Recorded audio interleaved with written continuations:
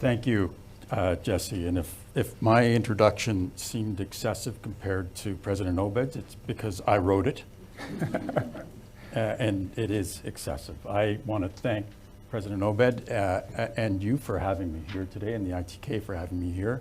I like to tell the story of the first time I met President Obed. It was on a flight from Toronto to Ottawa. He was condemned to sitting beside me. Anybody who sits beside a reporter means that they're going to get questions. My wife is always telling me, please talk to people, don't interview them, and yet I cannot help that.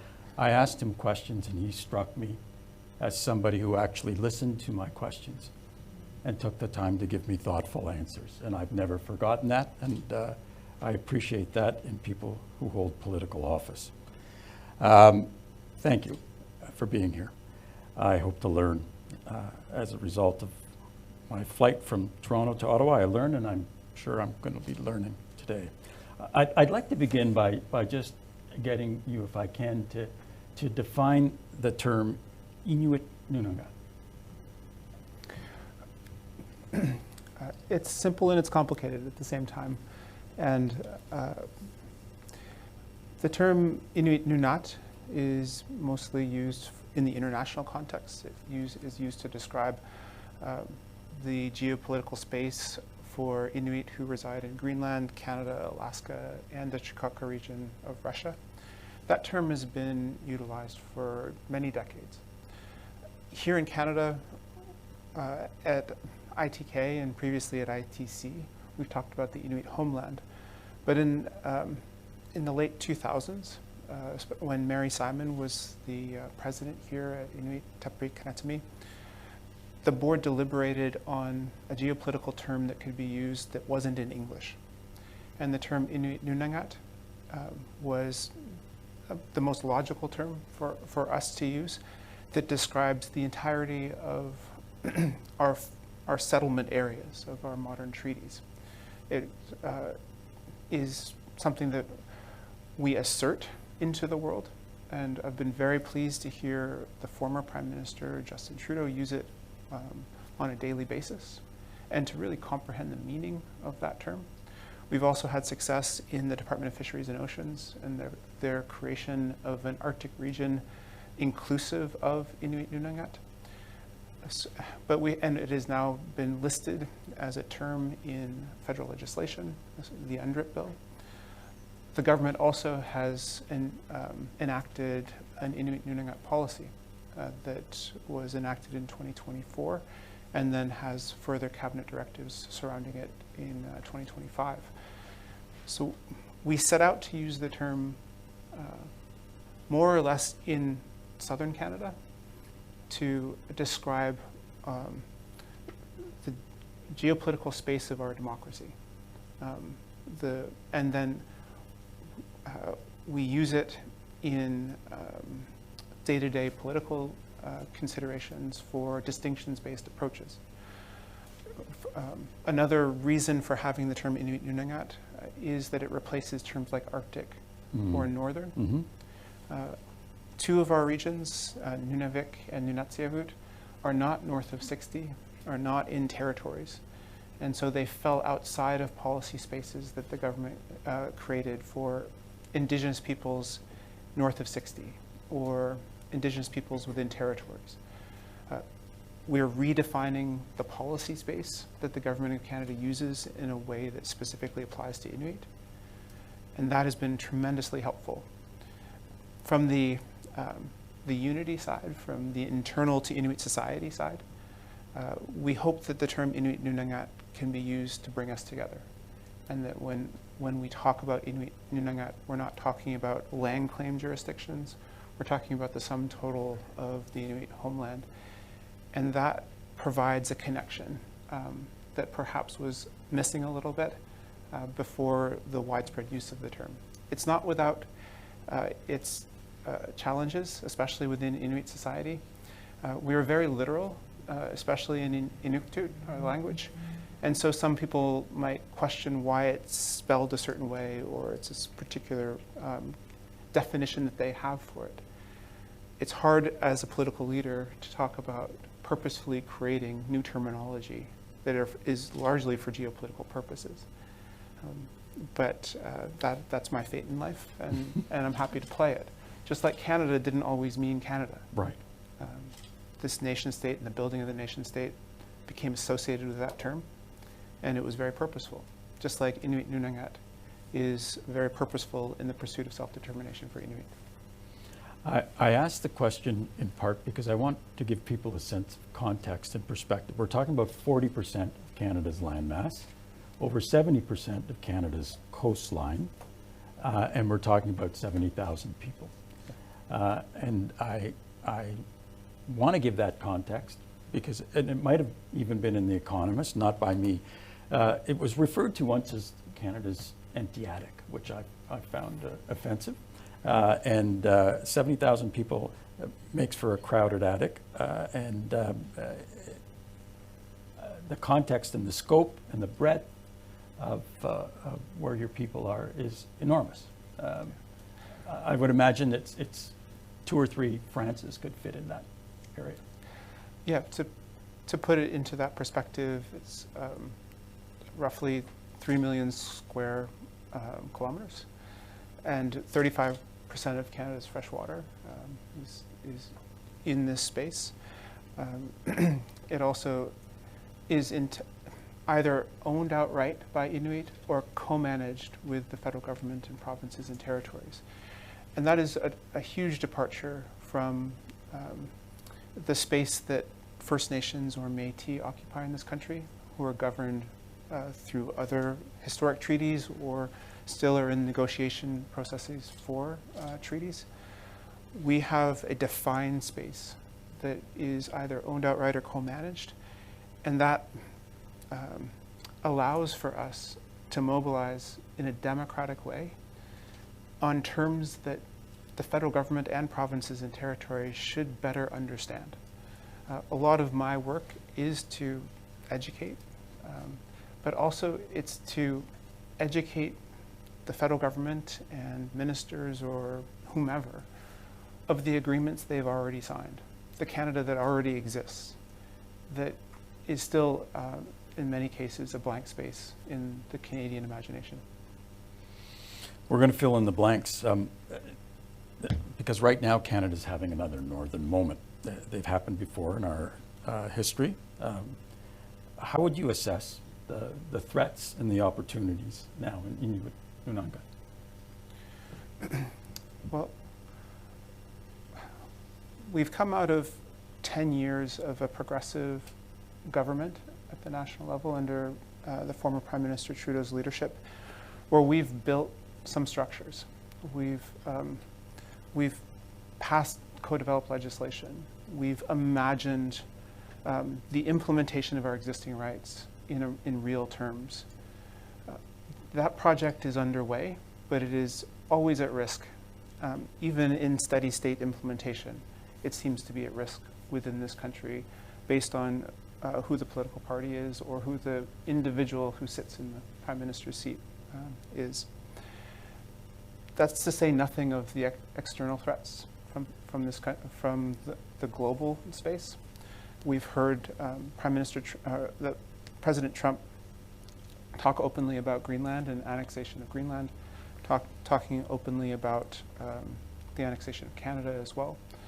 And it isn't a stretch to imagine that the Canadian Arctic, our homeland, Inuit Nunangat, is at the center, or at least in the primacy of those considerations, whether it be for critical minerals or the Northwest Passage, or for the proximity to other actors like Russia or China. We understand that we are situated in a global hotspot, and that it is an elevated consideration in the same way that it may have been towards the end of World War II and into the Cold War. So those are our existential threats across our homeland, is that others are all of a sudden interested in not us, but in the space that we live in, and imagine solutions in that particular space that also are indifferent to the political realities that we have and our ambition, but also our realities as well. The optimism, or the opportunity point in all of this, is that we've done our homework. We have settled agreements with the Crown. We have structured relationships, constructive agreements in the United Nations terms, with Canada as a nation state. We're proud Canadians. We want to bring Inuit Nunat into the country in a way that it hasn't been considered yet. And this is an opportunity where there are billions of dollars being considered for use in our homeland. And it's time to align those dollars and those priorities with Inuit community priorities and the development of our society at the same time as protecting Canada and asserting our sovereignty to the world. Before we get to those opportunities, and we will, we have seen this movie before. The Crown came to your people in the 1950s. It ended badly. Can you tell me about what was done and the lasting impact and how it might affect the current discussion right now, again, for context? Yeah. Well, towards the latter half of World War II, when the US was considering joining the Allied forces, its considerations in entering also dovetailed with its considerations for the Canadian Arctic.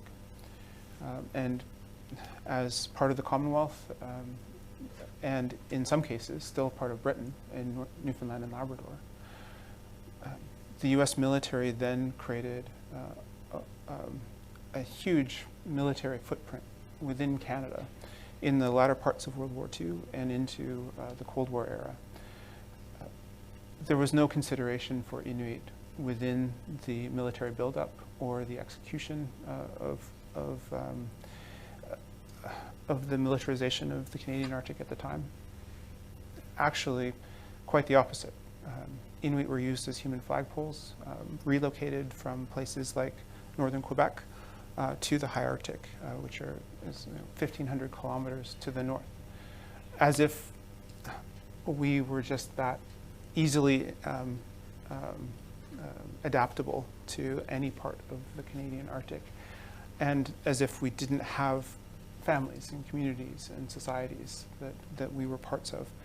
So there was a devastating impact on those who were relocated, but also just think about the creation of airstrips and pathways in and out of the Arctic, and then the ability for the Canadian government to utilize those pathways to push for assimilation of Inuit and to have the access for residential schools that previously was not fundamentally viable, and other government policies of the day that demanded Inuit resettle in communities rather than living seasonally as we always had. This took place across Inuit Nunat, but more explicitly in Nunavut communities. Our colonial experience is widely varied, and there is no homogeneous way in which we were colonized or by whom. But really that movement in the 1950s and 60s drove Inuit off the land into, in many cases, communities that were ill-equipped to give purpose or meaning to Inuit, who the primary focus was to control and to assert sovereignty. And so you're willing to try again? The Crown is knocking on your door again. The international community is knocking on your door again. Can you talk a little bit about regional infrastructure needs and what kind of federal investment and nation-building projects you're interested in that you've identified that would be of benefit to Inuit? We have a historic infrastructure deficit. This country has never considered bringing Inuit Nunat into Canada in a meaningful way. In other parts of this country's history, such as the building of the railroads, there were historic investments that were meant to bring prosperity to all Canadians through nation-building projects. We now have a prime minister who's even evoked the World War II era, post-World War II era housing boom, and trying to replicate that as public policy. So the ambition to do something for the country often pops up, and it takes a lot of money and a lot of political will.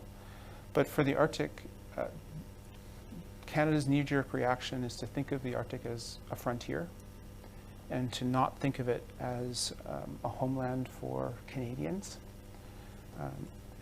which Inuit are, and that the provision of infrastructure, of health and education services, and of connectivity in this day and age are all parts of building a stronger Canada, building resiliency to any sovereignty threats, and to also be the linchpin for then any activities that need to take place in the Arctic, whether it be monitoring the Northwest Passage or any military exercises that may have to happen.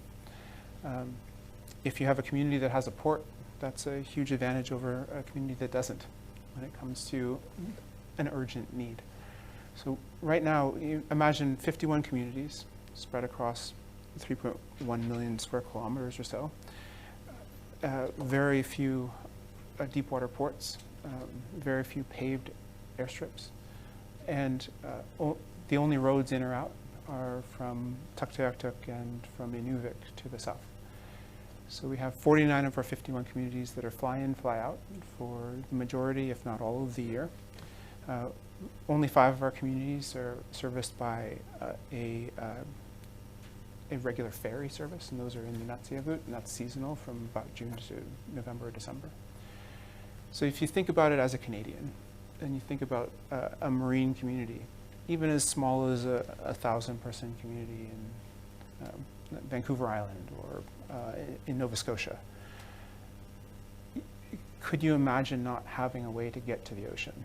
You imagine not having a road to get to another community, and the limitations that that would place on you, on any business that you might want to do, or the opportunities you might have to connect with others and the cost that might be. For Inuit, this is our reality.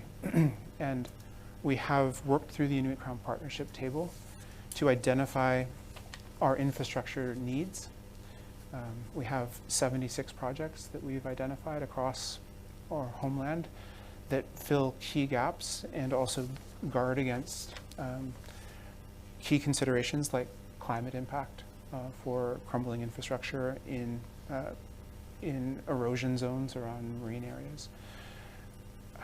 And we've worked with the federal government to identify these needs, to quantify them in many ways, but we haven't come to a place where we then can talk about investment and how that happens. The military has talked now for a couple of years about mixed-use infrastructure, dual-use infrastructure, but we have yet to see an inclusive definition of dual-use infrastructure that includes the development of our communities as a core priority for the investment of funds in Inuit Nunat. Could you give us an example of one or two dual-use infrastructure projects you would like to see? Well, for any community that serves military purposes, and just as I said earlier, a lot of our major hub communities were built by the U.S. military. Inuvik, Kuujjuaq, Iqaluit, Rankin Inlet, all these spaces were not built by Canadians or the Canadian government. They have crumbling infrastructure because a lot of this infrastructure was built in the 1950s and 60s. Canada has not considered it a priority to think of community infrastructure dovetailing with the needs of the Canadian military. They've often been very separate in the way in which they're financed and in which they sit within federal budgets. And so I would say a water and sewer project in Iqaluit is dual use. The improvements of airstrips in any communities where military operations may take place is dual use. And if this country is serious about saying that the Rangers are an integral part of the Canadian military, then it isn't just places where there are historic bases that are dual use eligible as well. So if you have a contingent of Rangers and their marine operations depend upon being able to use a port, I think it's in the country's best interest to be able to provide that for them. It also then provides for the community to be able to access the marine environment, whether for their own personal use or for any business interests that they have as well. One thing I was surprised to learn was that many of your communities are still dependent on diesel to power generators for electricity. What kind of impact does that have? Yeah, and it's important to note that there has been stated ambition by the previous Liberal government to get our communities off diesel by 2030. And that just, if it's going to happen, we don't see any evidence of that to date. But the impact of having sole diesel generation, it drives up the price of anything that happens within our communities. So if we want to build one economy, if we want to build prosperity for Inuit within our homeland, the ability to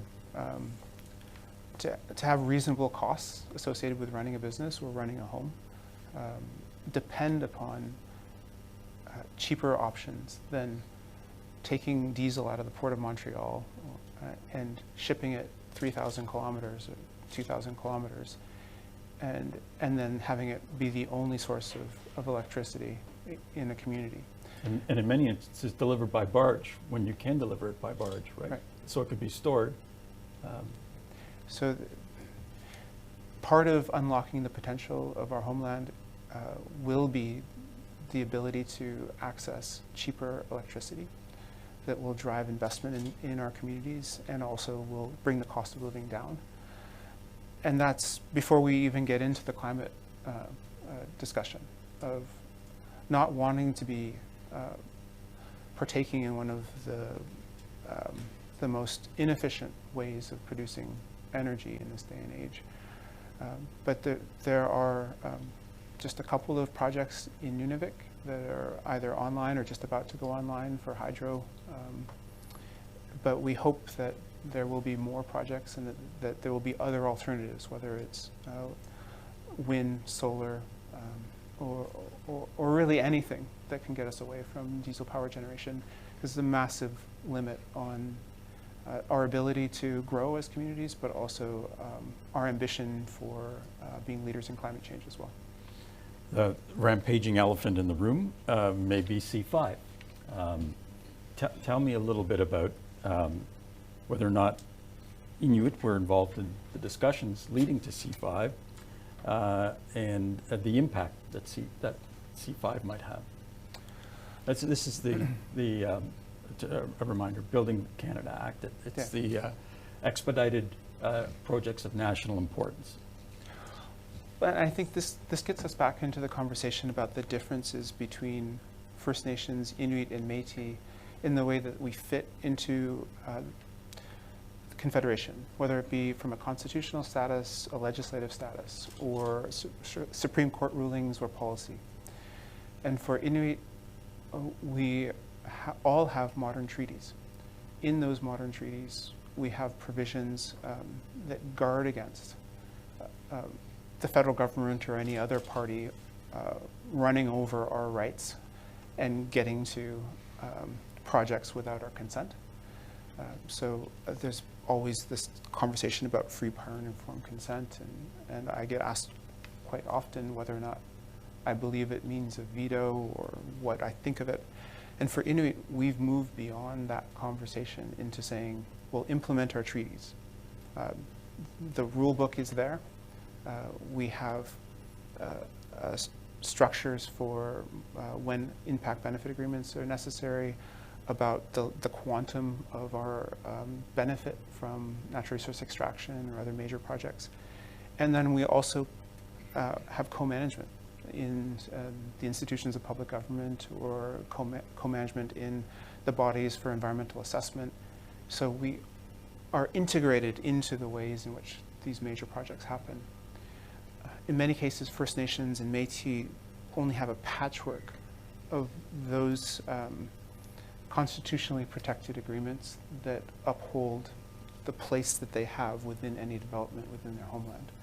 So I could see there being a huge diversion in the way in which Métis, First Nations, and Inuit will come to the considerations of this legislation and the provisions within it. We've been talking about the need for nation building in Inuit Nunat for a long time. And so if we are able to work progressively with the Government of Canada and in respect of our rights, we see great opportunity within the legislation. We worry at the same time about the pitfalls of moving too far too quickly and without consideration of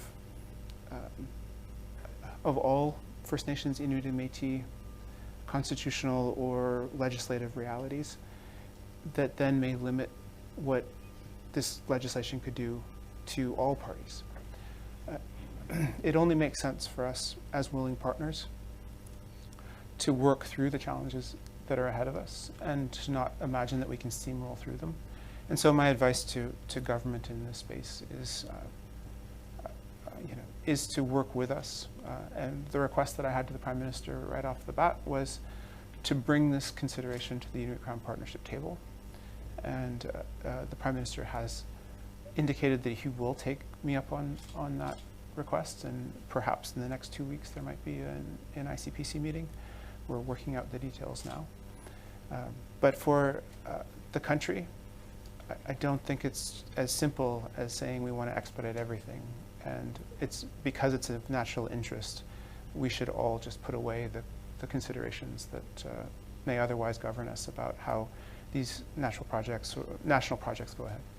What are the potential impacts? It sounds to me like you're diplomatically saying that you were not adequately consulted in this case.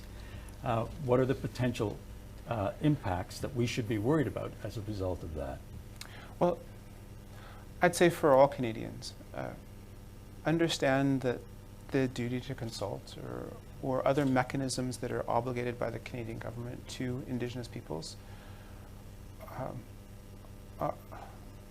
are not just whether or not you want to do them or not. They have legislated, even the UNDRIP legislation has very clear provisions around this very scenario. So implement your existing legislations, implement your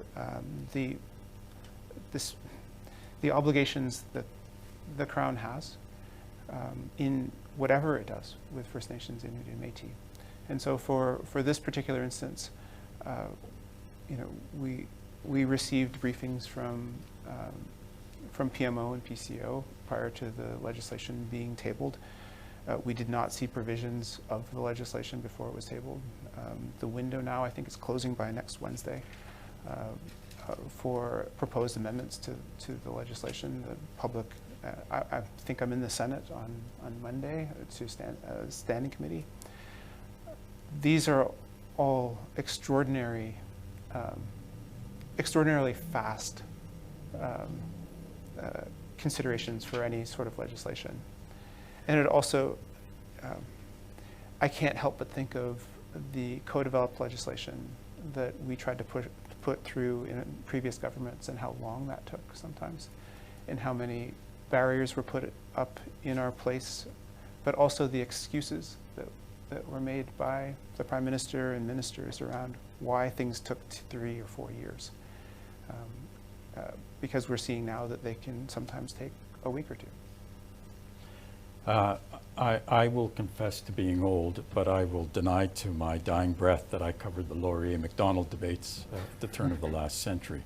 But I do remember as a young reporter covering Quebec alienation. I do remember being in Alberta a couple of weeks ago and covering Alberta alienation and where that might be leading. I don't remember covering, and it's journalism's failure, the alienation of Canada's First Peoples. It's real. Mm-hmm. Tell us about that and what the impact of that might be given the ambitions of this government. Well, and again, the distinctions between Inuit First Nations and Métis are profound, especially when it comes to our relationship with Canada. In many federal elections, there's an open debate whether or not First Nations will vote or not, on principle, based on the consideration of sovereignty to their particular collective, rather than sovereignty to Canada. For Inuit, we have, for whatever reason, been staunch Canadians and proudly Canadian in many cases. So we don't have those, conversations about whether or not we're going to vote based on principle of being Canadian or not being Canadian. We do have a frustration with Canada as a nation state on the social policy area, on the huge gap in outcomes and the lack of equity that we can't ever seem to get traction on here in Ottawa. So each group will come at this today in a very different way, and some much more eager to spark the match on dissent on this agenda. For us, we remain pragmatic, but in the back of my mind, I'm always led back to some of the things that I've been working on for my entire career. I started here at ITK in 2002 as an environmental policy analyst. I worked in social policy here in Ottawa, but also in Nunavut. When we have 300 times the rate of TB from all other Canadians born in Canada, and we have a government in 2018 saying that they're going to reduce the TB rates to the national average or below by 2030, and that we had benchmarks by this year to cut the rate in half. And we were seeing an explosion of TB outbreaks in places like Nunavik, and the federal government not funding aggressively the agenda to eliminate tuberculosis and all that it takes over the last 7 years. That it, for the first time in Canada's history, promised to Inuit that it would reduce the rate of an inequity social issue to the Canadian rate. It does then bring alienation into the conversation for Inuit. If we have a 50% overcrowding rate for housing, if we have a 70% food insecurity rate, when is a crisis for Inuit a crisis for the federal government and for Canada? And some of these benchmarks, we never know when they're going to hit. So for whatever reason,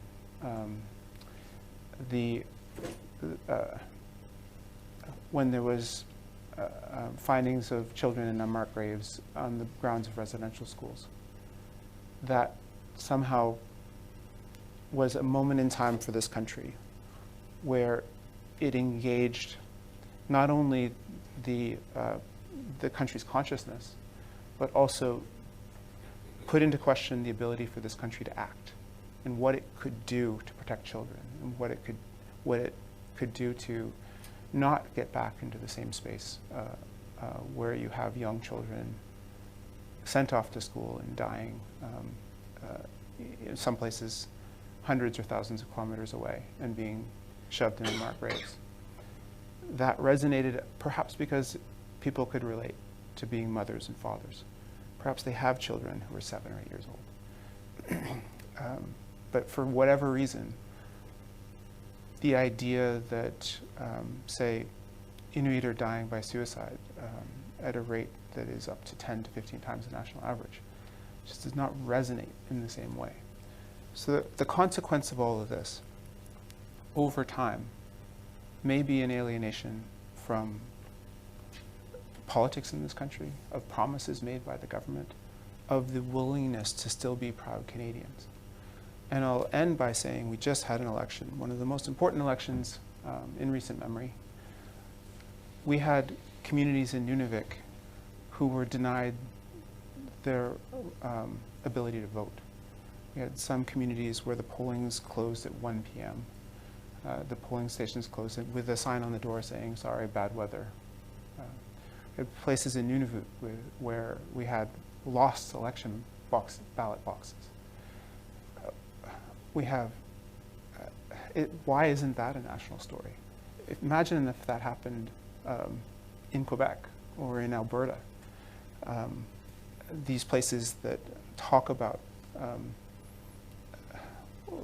this existential question of whether or not to be Canadian or not.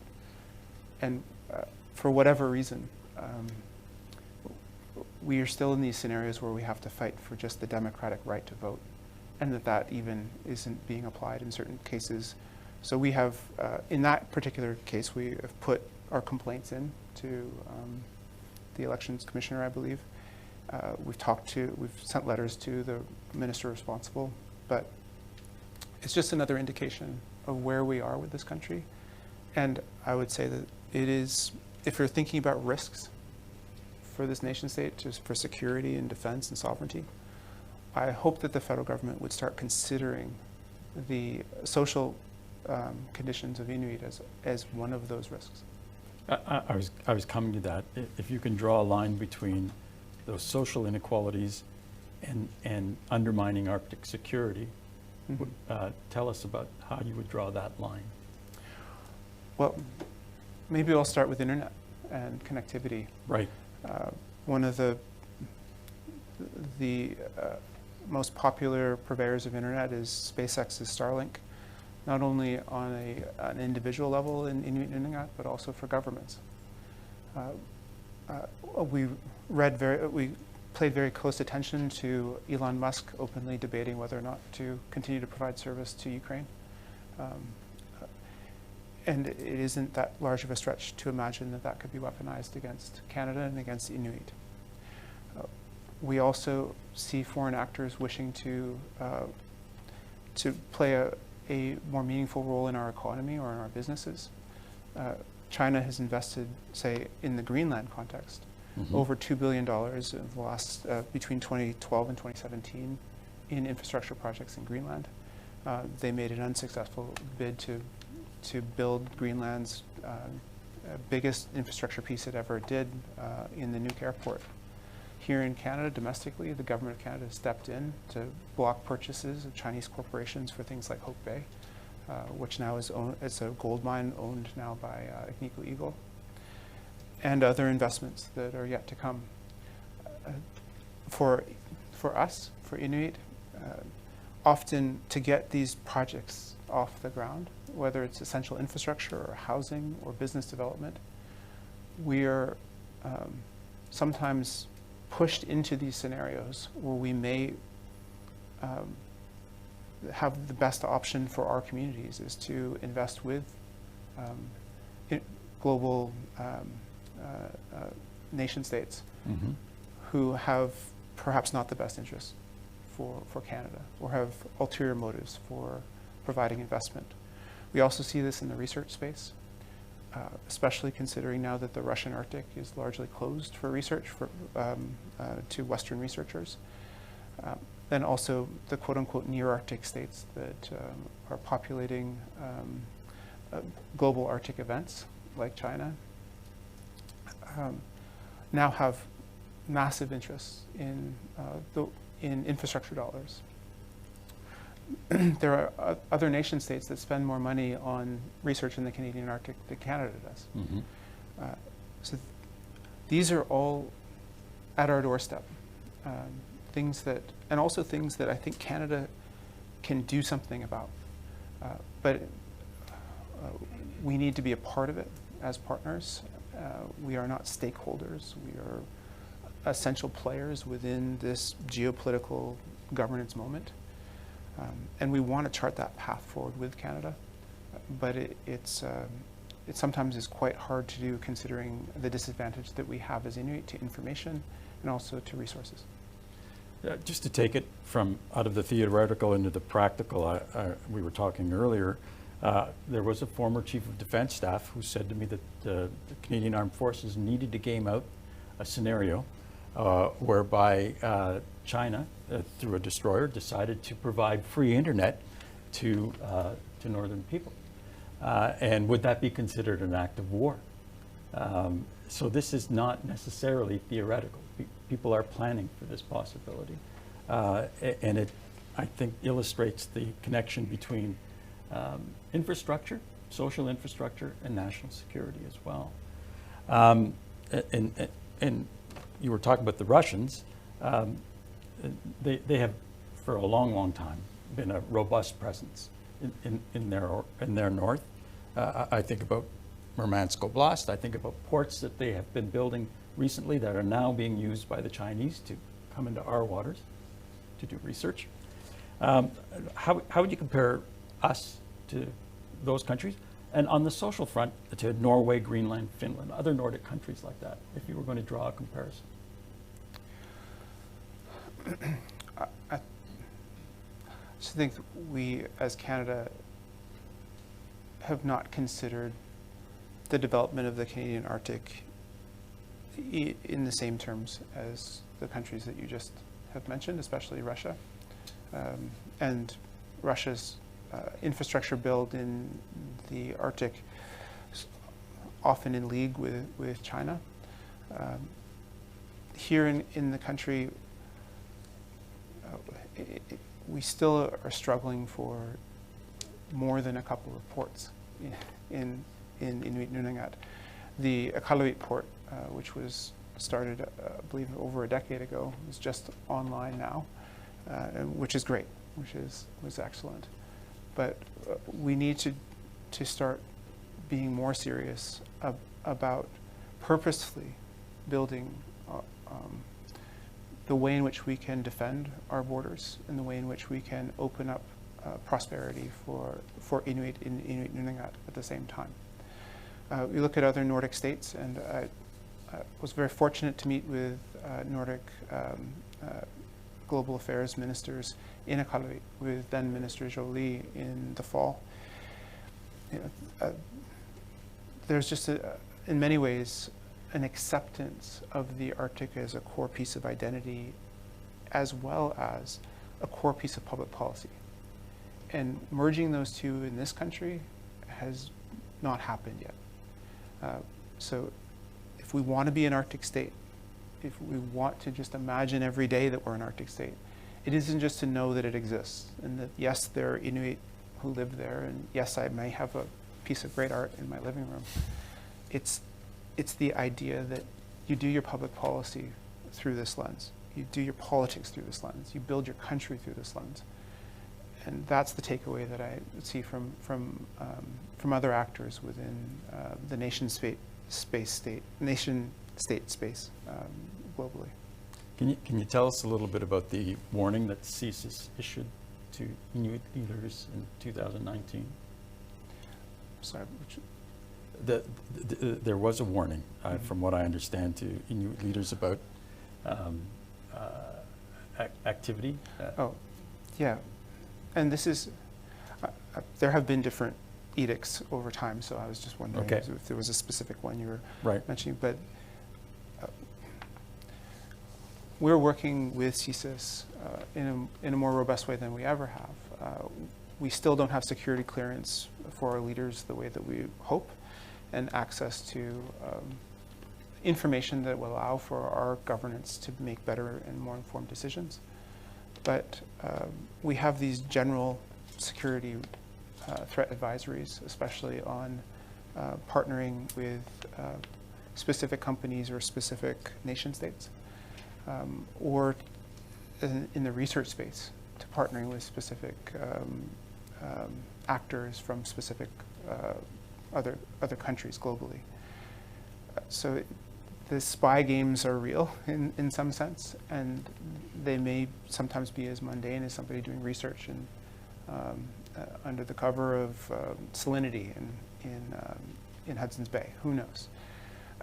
That's not to say everyone has bad intent, but it also highlights one of the major problems that we have, is that we as Inuit and our Inuit democracies aren't on the same playing field as nation states. And so whatever information that Canada has and CSIS has about the threats to the Canadian Arctic and to us. We need to have more formal processes to understand, register those threats, and act against them in league with the government, rather than to sometimes unwittingly aid individuals or entities that wish harm to Canada. Are there other ways that this lack of federal investment can expose Inuit communities to foreign interference? I'd say discontent. And a lot of foreign interference on elections is centered around a particular idea. And so for us, with the socioeconomic disparity and with a lack of equity, I think that you have a population that is willing to hear about that and use that as a reason to be angry with a particular party or a particular consideration. And those are known to be exploited across the world. So our socioeconomic status, in and of itself, makes us more vulnerable to foreign interference in the way in which Canada conducts its democracy. And I don't think that should be understated. There does seem to be a genuine desire to try and address the infrastructure vulnerabilities. How can they do that without actually being a burden to Inuit communities? I think it's the nature that we're imagining our nation-building exercises. So for us, before Prime Minister Carney, before the election, we've been talking about nation-building. We have a plan. We have a housing implementation plan. We have infrastructure plans. We have a multitude of national strategies and action plans around things like food security and housing and suicide prevention. What we have trouble with is uptake from the federal government in many cases on working with us to implement those ideas. We have made incredible progress in a number of areas. So I'm not saying, I'm not trying to be overly critical of the government of Canada because it has been progressive in a number of spaces incrementally. But what will unlock the dual benefit for Canadians and for Inuit is to work with us and not to imagine that they're first to this space. Because often that is the reaction of a new government, as if nothing has ever been done before in this particular space and they're going to fix this problem through this magic idea. We don't work like that in Inuit politics. I build upon the legacy of Josie Kusugak, of Mary Simon, of Terry Audla, of all other ITK presidents who've come before me. I didn't come into this office and say, all of those ideas were awful, and I have the best idea. That's just not the way that Inuit politics works. I'm very proud of that. And I think that Canada could use more of that in this time of polarization of ideas. So it is very unnatural for a new government, a new PCO, a new PMO, to think, oh, people have already thought about this. And yeah, why don't we hitch our wagon to some of this really great work, and we can maybe edit it, maybe improve upon it. I would love for that ideology to take hold a little bit within the federal government to allow for our shared intention to be met through really partnership. And that's ultimately what's imagined through our land claim agreements, through all of our constructive arrangements with Canada, is a partnership. And we're still struggling to have Canada see it that way as well. I'm mindful of time, Lisa. How am I doing for time? Because I would like to leave space for questions. Should we go there direct? Yeah, why don't you wrap up with one final one? Okay. In practical terms, how could direct federal investment in Inuit treaty organizations improve regional prosperity? Because there's an opportunity for everybody to become more prosperous. This is you know, in the last 10 years, this is one of the primary policy points that ITK and Inuit leadership through Unity have tried to work with the government on a transformative agenda. We are citizens of public governments. We are also Inuit. We don't fall under the Indian Act. So in the past, prior to 2015, virtually all of the mention of Indigenous peoples in federal budgets and in the way in which Treasury Board and departments filled in their TB submissions and worked on the terms and conditions of the scopes of work that they did was from an Indian Act context, where it's on reserve, where it's federal investment direct to First Nations communities. So for us, we were often at the whim and the mercy of public governments if there were any Indigenous specific policy funds that were allocated, or there were just social policy funds allocated in general. So housing goes to Quebec. Quebec then decides how Nunavik might be included in that on the terms of Quebec, which are on the backs of the terms of Ottawa. So we cut through that, and we've created investments that are the Crown direct to Inuit. We either have self-governing aspirations, or we are undertaking self-government at this moment across Inuit Nunat. And in the Nunavut case, Article 4 of their agreement creates the public government. But there's a division of power between the rights-holding institution, Nunavut-Tungavik, and the government of Nunavut that is very poorly understood here in Ottawa. So part of our progressive agenda was to have the federal government invest directly to Inuit rights-holding institutions, and that we start building housing or infrastructure or service delivery in mental health or early childhood education or post-secondary education, provide direct funding to Inuit students to, one, to streamline the process of a federal dollar that meets the needs of the federal initiative. So just whether you're Indigenous or not, just it's a better investment. It goes right to the end user through the intermediary that understands that end user the most. And from a self-determination perspective for Inuit, this is the country that we want to build with Canada. One where we are, yes, public citizens of provinces and territories, but we also have self-determination, and we work with jurisdictions on delivery of these core needs for our population. That can be done without alienating or offending provinces or territories. It will require provinces and territories to give up some of the jurisdiction that they imagine that they have. And I say imagine because we have the rightful space for the delivery of services to our communities.